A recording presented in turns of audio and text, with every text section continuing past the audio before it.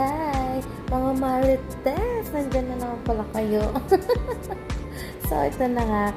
Naghingi ako ng mainit na tubig kasi nagtitipid ako for today, this lunch. Kasi tomorrow, it's my day off. So, gusto ko naman mamaya tomorrow it's Saturday, today it's Friday.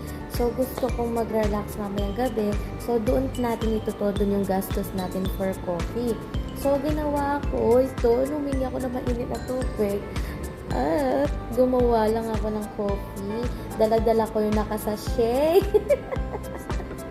Oh, kala nyo, kayo lang gumagawa nun. No, alam ko kayo rin ginagawa nyo rin yan, guys. Diba? Tapos, may nagbebenta dito yung tawag dito sa Pilipinas, maglalako. Kapampangan maglalako. Ay, ang pula-pula ko. Sorry naman. Sumobrang puti na ata, guys. So, yun. So, I will eat my lunch. Tara, kain na tayo, mga kamarites. Ay, Diyos mio. Ayan. O, diba? O, yung tinidor ko nasa mesa pa. Oh my gosh, hygiene nga naman problem. Tapos, syempre, yung pinag-mix ko sa coffee ko. Sarap, coffee. So, kakain na tayo, guys. Anong ulam ko? Caldereta. Sarap. Beef caldereta, guys. Kasi, bakit meron ganito? Yung mga kabayan din natin is, nagluluto sila dito at saka nagbabenta rin sila dito, guys. Yes.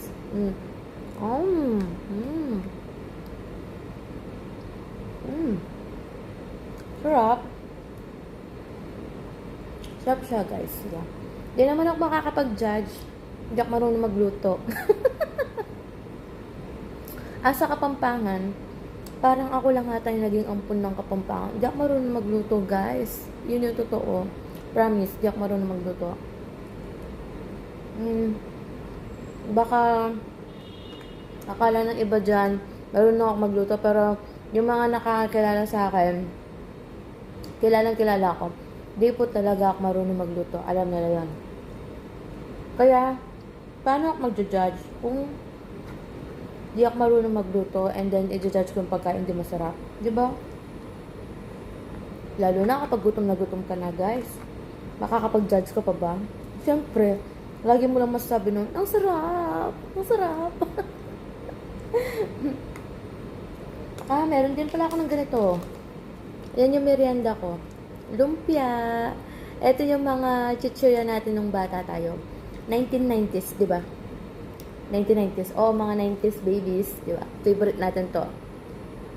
Pero pagpunta ko dito, wala na ganong lasa. Ayun na, judge na. Sa chichirya, nakakapag-judge. Siyempre, alam ko yung original taste since nung bata tayo, di ba?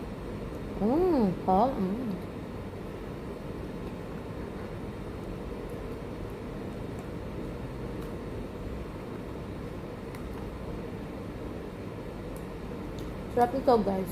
Malambot yung beef niya.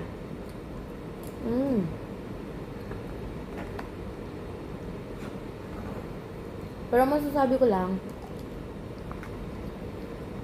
may kulang. Kulang lang ng ano ba yun? Tignan mo. Ng asin. Parang ganon. Kulang ng alat. Oo. Diba? Di ako marunong magluto, sabi ko. Di ko alam asin talaga sasabihin ko. Pero okay naman. Ang sarap.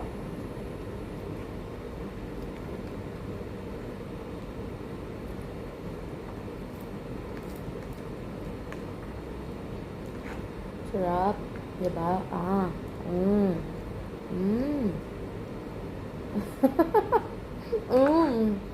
Diba?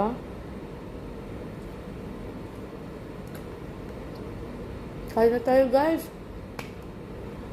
Kayo, anong lunch ninyo? Meron pa ba kayong gustong ipa-vlog sa akin? May gustong itanong? Or what? Tara, kain na!